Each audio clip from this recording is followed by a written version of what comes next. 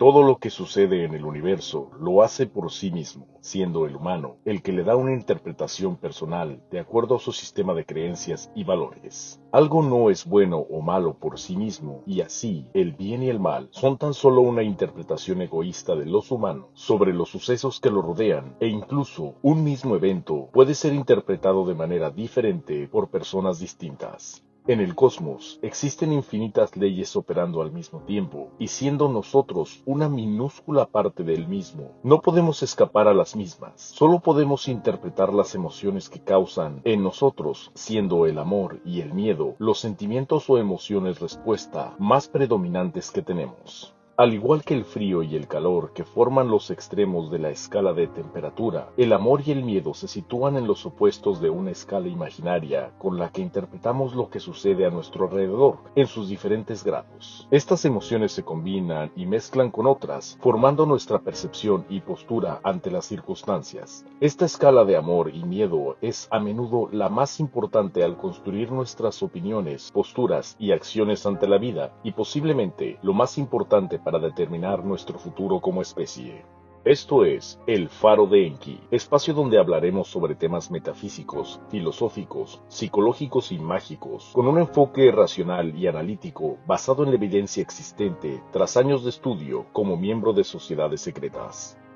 A pesar de que los procesos y leyes del universo parecen incomprensibles en su complejidad, algunas se manifiestan al ser humano y reaccionamos a ellas como algo que amamos o, en su extremo opuesto, algo que tememos. Muchos dirían que el opuesto del amor es el odio, sin embargo, este casi siempre proviene del miedo.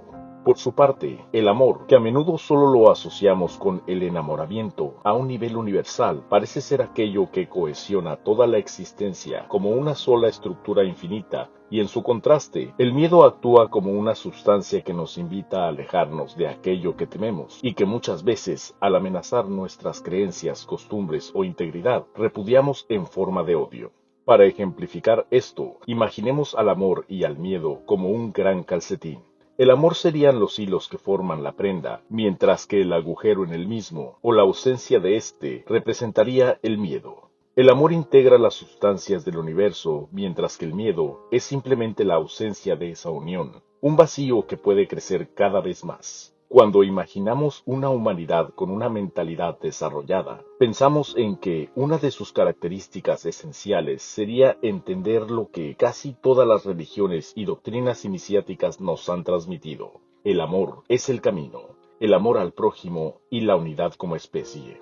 Muchas veces no nos damos cuenta de que el otro, al igual que nosotros, es solo una expresión del universo y, en esencia, lo mismo que nosotros seríamos si tuviéramos las mismas circunstancias de este otro. Y aunque esto requiere de una gran introspección para su entendimiento, básicamente nos dice que amar al otro es amarnos a nosotros mismos, porque no es que estemos unidos por el universo, sino que somos el universo, que a menudo se da sentido a sí mismo a través de nuestros ojos. Ahora, si bien el amor representa al espíritu humano en su punto más alto, el miedo representa al humano en sus pasiones más bajas y muchas veces tiene como objetivo garantizar la supervivencia. Cuando el ser humano tomó conciencia de su existencia, se dio cuenta de que el mundo era vasto y amenazante para su propia supervivencia. Así, volviéndose hacia los de su misma especie, encontró la fuerza para enfrentar las adversidades de la vida diaria. Era más fácil capturar una presa en grupo que hacerlo solo. Esta especie se agrupó en las primeras sociedades tribales de la historia de la humanidad y comenzó a compartir a través de las siguientes generaciones diferentes íconos y significados que los unían, como el lenguaje, su entendimiento del entorno y sus rutinas, hasta crear poco a poco uniones a través de conceptos más abstractos, como los mitos y leyendas. Estos grupos permanecían unidos por dos razones principales: el amor hacia las personas con las que habían compartido una historia en común y el miedo hacia todo lo externo, incluyendo otros grupos que amenazaran su existencia. Fue así como estas dos fuerzas del universo se gestaron en los dos sentimientos básicos de la humanidad, el amor y el miedo. Según los creyentes, al principio de los tiempos todo estaba unido, y aunque esto no fuera cierto, la realidad es que todos provenimos o estamos compuestos de lo mismo. El ser humano está ligado a otros seres humanos de manera indiscutible. Razas, géneros, posiciones económicas, entre otras, son divisiones creadas por nosotros mismos. Estas divisiones no son reales, sino solo categorías basadas en la diversidad. El miedo a lo extraño nos hace odiar lo diferente, aunque en realidad todos somos parte del mismo universo.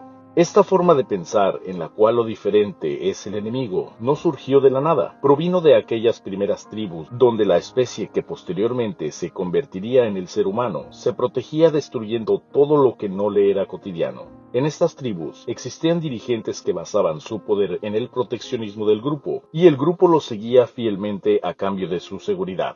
Estos dirigentes establecieron reglas, formas de vivir y costumbres que perpetuarían la existencia del grupo. Estos aceptaban dichos mandatos para permanecer dentro de la seguridad del mismo, protegidos de lo que era diferente y les causaba temor. Y es así como llegamos hasta nuestros días, donde los líderes de la humanidad siguen utilizando esta vieja fórmula de promover el miedo para perpetuarse en el poder, manteniendo a todos los demás divididos. Las primeras divisiones fueron a través de las creencias religiosas, después vino el nacionalismo y por último vivimos en la era de la división económica. Se nos ha apartado del amor de los unos hacia los otros para crear un sistema basado en la carencia, donde todos competimos por tener el mejor plato, odiando al vecino porque representa una amenaza y una competencia. Incluso las redes sociales se han dado cuenta de que es sumamente rentable mantener el miedo y por consiguiente el odio entre las personas, ya que esto conlleva mayor interacción y tiempo empleado de los usuarios en estas redes. El miedo es bien aprovechado por políticos alrededor del mundo, quienes para ganar simpatía entre los votantes y crear una coerción entre los mismos, estimulan el temor a lo desconocido y crean amenazas falsas, generalmente hacia inmigrantes, personas de otras razas, con diferente nivel económico o simplemente con otros estilos de vida.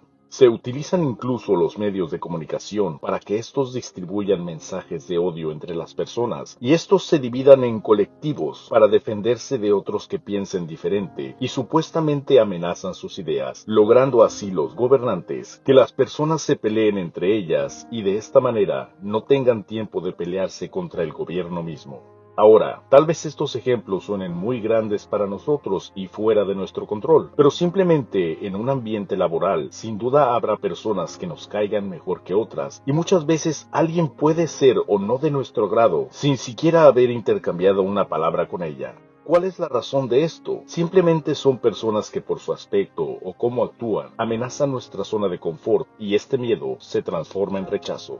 Si nos damos cuenta, todo este odio realmente solo proviene del miedo y la propagación de este. El odio no existe por sí mismo, sino que siempre es causa de algo más. El miedo genera odio. El miedo es lo opuesto al amor. Si bien no podemos ir en contra de las leyes del universo o modificarlas, a menos que dentro de su naturaleza exista esa posibilidad, si hacemos un esfuerzo consciente y analizamos nuestro entorno, nuestros pensamientos y sentimientos, podemos empezar a vislumbrar que es posible clasificar nuestras reacciones en amor o odio con todas sus variantes. Esta es la libertad que tenemos. Podemos decidir el sentimiento que regirá en nuestra existencia y esto dependerá de nuestra actitud ante nuestro entorno y nuestra apertura a lo desconocido.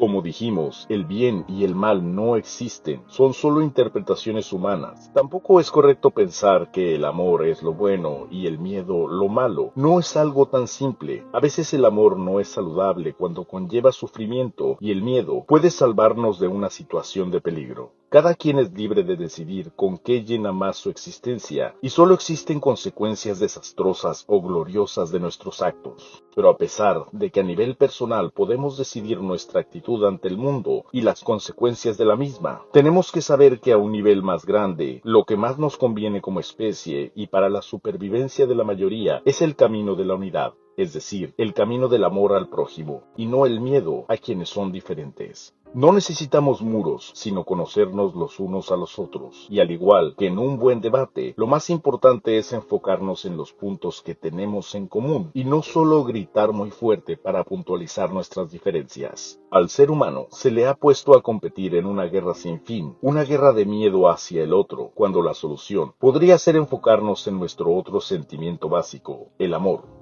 Basándonos en el amor, se comenzará a ver el bienestar común, lejos del bienestar propio. Si queremos sobrevivir como especie antes de aniquilarnos a nosotros mismos, la única respuesta es el amor. Repito, si como especie no elegimos el amor como nuestro camino y eliminamos nuestras divisiones, nos enfrentaremos al dolor de la aniquilación, y tal vez el último ser humano que sobreviva a la destrucción sea aquel que a través de su dolor comience nuevamente a extrañar a sus hermanos y a su raza, y por fin entienda que el haber amado al otro que ya no existe era lo único que se necesitaba. Aún hay tiempo, pero eso es otra historia. Si te ha gustado este video, mucho te agradecería suscribirte, compartirlo o simplemente regalarme un like. Sugiéreme en la caja de comentarios algún tema sobre el que te gustaría saber y trataré de abordarlo en una próxima entrega. Esto es El Faro de Enki.